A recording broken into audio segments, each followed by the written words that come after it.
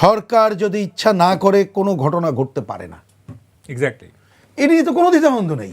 আপনি দেখেন এই যে আপনি খুবই যেভাবে আপনি ভূমিকা নিচ্ছেন, আমরা কিন্তু সরকারকে অনেক আগে থেকে বলছিলাম যে আপনি অন্ততপক্ষে নিরপেক্ষভাবে এই ভূমিকা পালন করেন।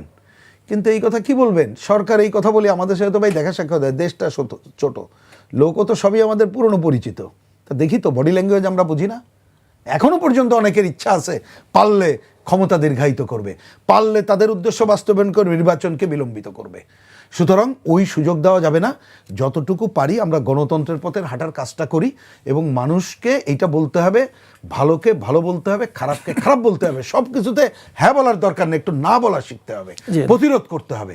তাহলেই বোধ হয় এই মুক্তিযুদ্ধের বাংলাদেশ, গণ অভ্যুত্থান একের পর এক যেটা করছে এটা আমরা পথ হারাবো না, না হলে বড় আরও সংকটে পড়তে পারি। বিএনপির মতো একটা বড় দলের প্রধান, কারণ এখনকার পুরো সংকট উত্তরণের ক্ষেত্রে বিএনপি একটা বড় ভূমিকা রাখতে পারে। এই বিবেচনায় আমি মনে করি যে আমি যতটুকু বিএনপির স্ট্যান্ড বুঝেছি, আমরা আমাদের তাদের সাথে তারেক রহমানের সাথে সরাসরি নয়, আমি দলের কথাই বলছি, আমি দলকেই প্রাধান্য দিতে চাই।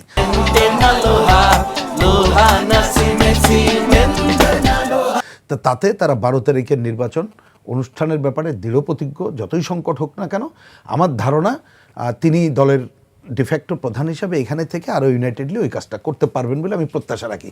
শেষে আজকের আলোচনা একটা কথা বলি, অনেক গুরুত্বপূর্ণ কথা এসেছে, কিন্তু একটা আলোচনা অনেক সময় আমরা হয়তো বুঝতেও পারি না বা বুঝলেও খেয়াল রাখি না। মাহবুব কামাল ভাই বলেছেন, এইটা দেখেন একজন রাজনৈতিক দলের কর্মী, আমি বলি ব্যক্তি জীবন, মানুষের জীবনে ওই জায়গায় না যেতে পারলে হবে না। আপনি প্রথমে তো নীতিটা ঠিক করতে হবে রে ভাই, তারপরে নির্ভর করে আপনি কৌশল করেন। কিন্তু কৌশলটার ঠিক করার পরে যদি নীতি করেন, তাহলে আপনি ভালো কিছু আশা করতে পারবেন না।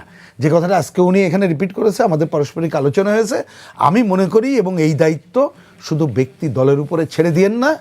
কারণটা বিখ্যাত কথা আছে, ওই আমাদের দলের সাবেক নেতা বলেন যে জমি বর্গা দেওয়া যায় তো স্বার্থ বর্গা দেওয়া যায় না। এখন আমরা যদি নিজের স্বার্থ বর্গা দেই আর ভালো কিছু হচ্ছে না আশা করি, এটা ভুল হবে। সুতরাং আসেন আমরা নীতিটা ঠিক রেখেই আমরা আমাদের দেশকে অগ্রসর করার ক্ষেত্রে ভূমিকা রাখি, আর সব অপশক্তির বিরুদ্ধে সবাই সোচ্চার হয়ে কথা বলি। 1-2 জন কথা বলবে, এটার মধ্যে যেন আমরা না থাকি।